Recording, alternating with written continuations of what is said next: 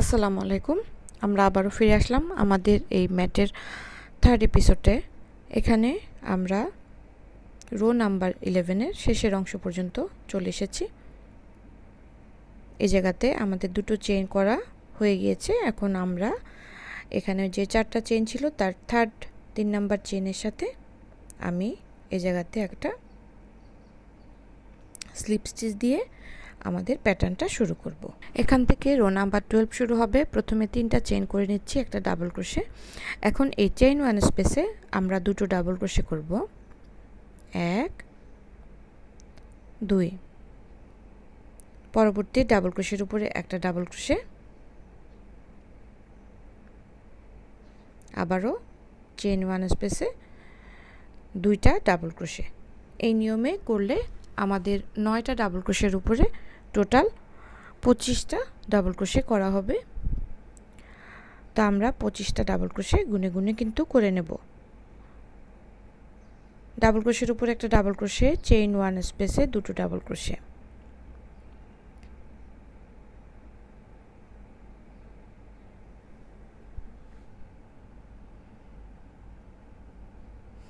এভাবে আমি সবগুলো ডাবল ক্রোশে করে নিয়ে নিচ্ছি। আমি গুনে গুনে 25টা ডাবল ক্রোশে করব। 25টা ডাবল ক্রোশে করে আমি ফিরে আসলাম। এখন আমাদের দুটো চেইন করতে হবে এবং এখানে চেইন 2 স্পেসে আমরা ডাবল ক্রোশে 3 টুগেদার করব। আমি একটা ডাবল ক্রোশে করে নিয়েছি, 2 3 এবং এভাবে আমি 3 টুগেদার করে নিলাম। চেইন 2, পরবর্তী চেইন 2 স্পেসে আরও একটা ডাবল ক্রোশে 3 টুগেদার। এই রোতে আমাদের দুইটা ডাবল ক্রোশে 3 টুগেদার করা হবে। দুটো চেইন করে নিলাম এবং পরবর্তী অংশতে আবারও আমি এই 9টা ডাবল ক্রোশের উপরে আমি গুনে গুনে আমি টোটাল 25টা ডাবল ক্রোশে করব। ডাবল ক্রোশের উপরে একটা ডাবল ক্রোশে, চেইন 1 স্পেসে দুইটা ডাবল ক্রোশে, আবারও ডাবল ক্রোশের উপরে একটা ডাবল ক্রোশে, চেইন 1 স্পেসে দুটো ডাবল ক্রোশে। এই নিয়মে এই রোটাকে আমি কমপ্লিট করে ফিরে আসছি। তো আপনারা দেখতে পাচ্ছেন পুরোটা রাউন্ড কমপ্লিট হয়ে গিয়েছে।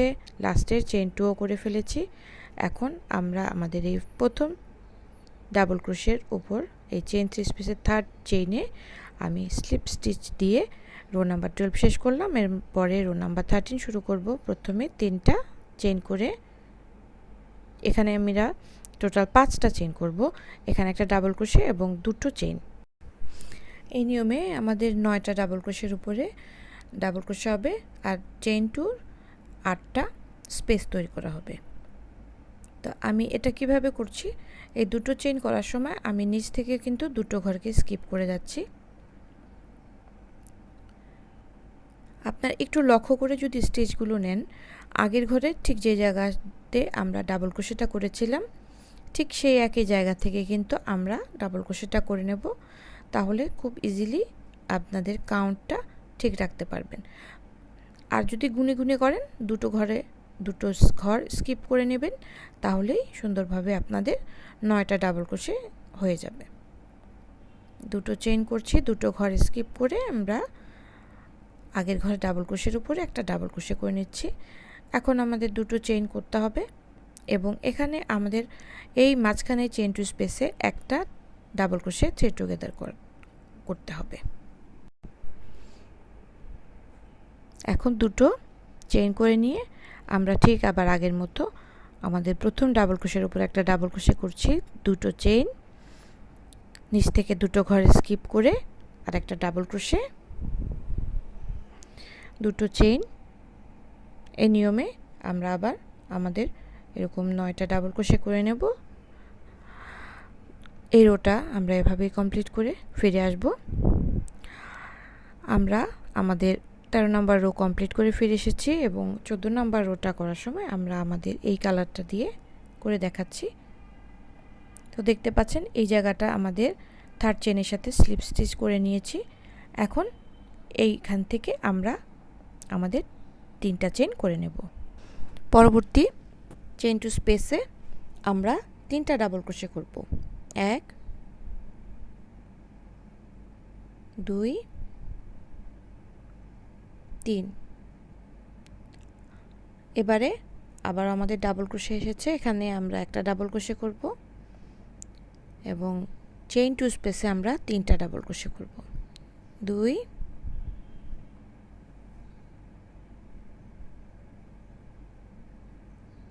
3 এমন করে আমরা গুনে গুনে কাউন্ট করে যদি করি তাহলে আমাদের টোটাল 33টা ডাবল ক্রোশে করতে হবে। একটা ডাবল ক্রোশে আর চেইন টু স্পেসে 3টা ডাবল ক্রোশে।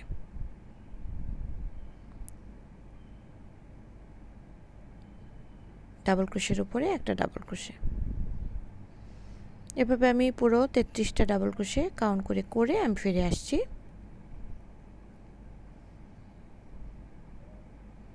আমি কিন্তু সবগুলো ডাবল ক্রোশে করে ফেলেছি, আপনারা দেখতে পাচ্ছেন। এরপরে আমরা এখানে আমাদের যে ডাবল ক্রোশে থ্রি টুগেদার আছে এই জায়গাটাতে কিভাবে করব সেটা আমি একটু দেখিয়ে দিচ্ছি। প্রথমে দুটো চেইন এই স্টিচটার উপরে, ঠিক এটার উপরে আমরা একটা সিঙ্গেল ক্রোশে করে নিচ্ছি। আবারও দুটো চেইন এবং পরের অংশটা সেম আমরা আগে যেভাবে করেছিলাম। প্রত্যেকটা স্টিচ প্রথম ঘরে ডাবল ক্রোশে, পরবর্তী চেইন টু স্পেসে 3টা ডাবল ক্রোশে। 1 2 3 আবার ডাবল ক্রোশের উপরে একটা ডাবল ক্রোশে, চেইন টু স্পেসে 3টা ডাবল ক্রোশে।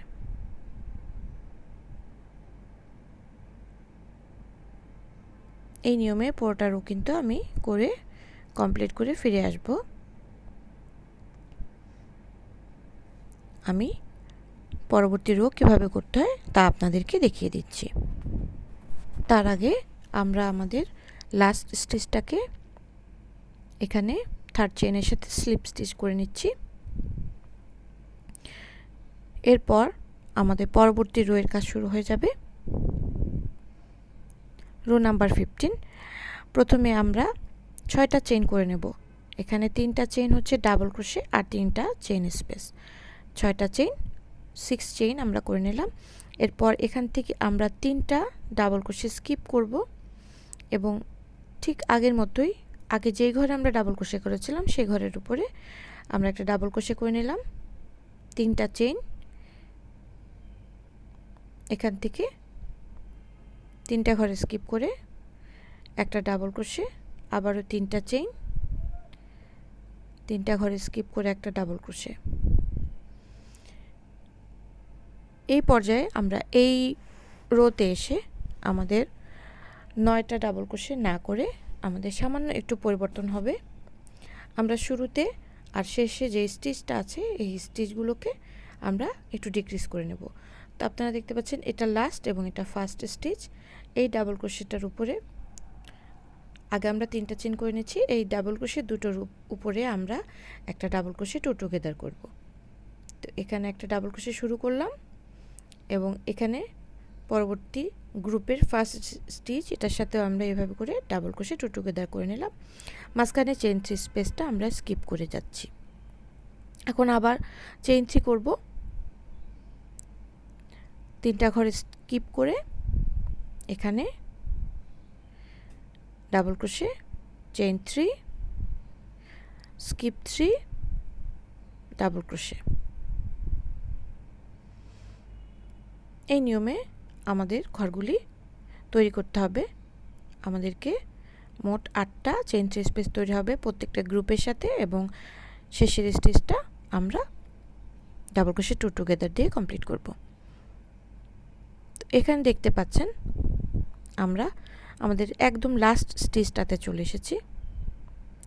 এই জায়গাতে আমাদের যে লাস্ট স্টিচটা ছিল আর এই শুরুর স্টিচটার সাথে আমাদেরকে একটু ডাবল ক্রোশে টু টুগেদার করে নিতে হবে। প্রথমে আমি অর্ধেকটা ডাবল ক্রোশে করলাম।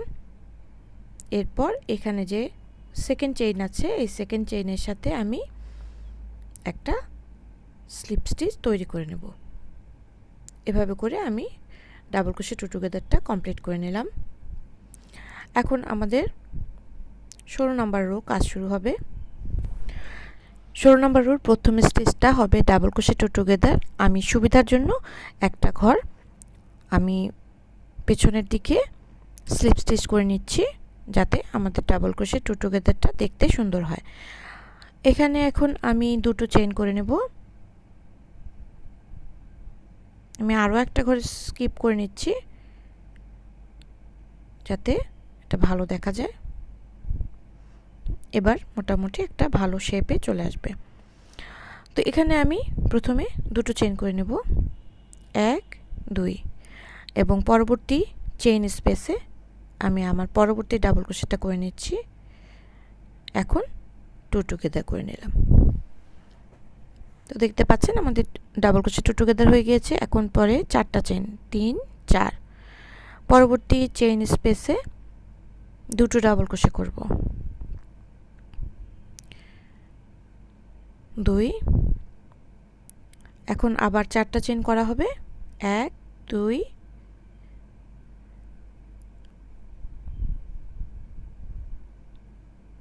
3 4। এভাবে সবগুলো চেইন থ্রি স্পেসে আমরা দুটো করে ডাবল ক্রোশে করব এবং মাঝামাঝি 4টা করে চেইন করব। কিন্তু আমরা যখন লাস্টে এই ডাবল ক্রোশে টু টুগেদারের ঘরের কাছাকাছি চলে আসব, সে পর্যায়ে গিয়ে আমরা আবার ডাবল ক্রোশে টু টুগেদার করব।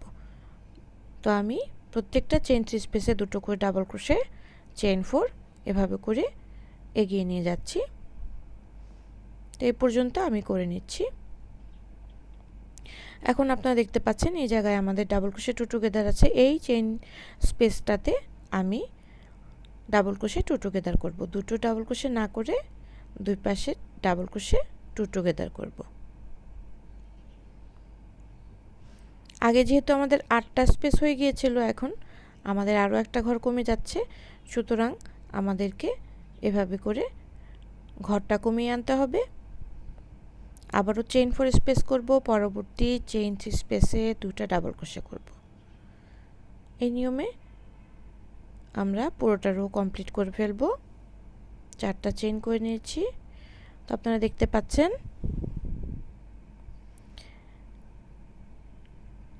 আমাদের মোট 6টা ঘরে দুটো ডাবল ক্রোশে হয়েছে। এখন আমি এই রোটা পুরোটা কমপ্লিট করে নিলাম। নেয়ার পরে আমরা ঠিক যে জায়গাটাতে ডাবল ক্রোশে টু টুগেদার করেছিলাম, এই জায়গাটাতে এসে আমরা আমাদের রোটাকে স্লিপ স্টিচ দিয়ে বন্ধ করে নিলাম। রো নাম্বার 16 শেষ। এখন আমরা পরবর্তী চেইন 4 স্পেসে স্লিপ করে একটা স্লিপ স্টিচ করে নিচ্ছি। আমাদের রো নাম্বার 17 শুরু হবে। এখানে প্রথমে আমি চেইন স্পেসে স্লিপ স্টিচ করে নিলাম। এখন প্রথমে 3টা চেইন করে নিচ্ছি। এখন প্রত্যেকটা চেইন 4 স্পেসে আমাদের একই কাজ করতে হবে। প্রথমে আমরা এভাবে করে 3টা ডাবল ক্রোশে করব, 3টা চেইন, তারপর আবারও 3টা ডাবল ক্রোশে,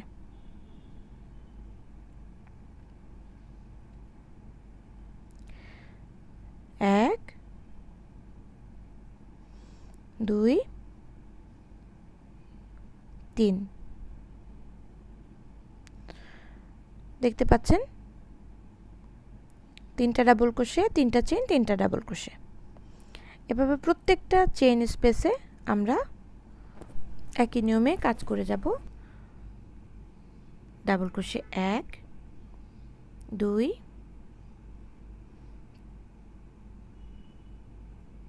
3টা চেইন, 1 2 3। পরবর্তী স্টিচও এভাবে করে 3টা ডাবল ক্রোশে, 3টা চেইন, 3টা ডাবল ক্রোশে, এভাবে করে সম্পূর্ণ রোটাই, আর কোনো পরিবর্তন হবে না, সম্পূর্ণ রোটাই এইভাবে করে আমরা শেষ করব। তো আশা করছি আজকে টিউটোরিয়ালটা আপনারা খুব ইজিলি ফলো করতে পেরেছেন এবং সম্পূর্ণ প্যাটার্নটা কমপ্লিট করার পর আমরা এত সুন্দর একটা ডয়লি পেয়ে গেলাম। আমি আশা করছি আজকের টিউটোরিয়ালটা আপনাদের ভালো লেগেছে এবং সহজ মনে হয়েছে।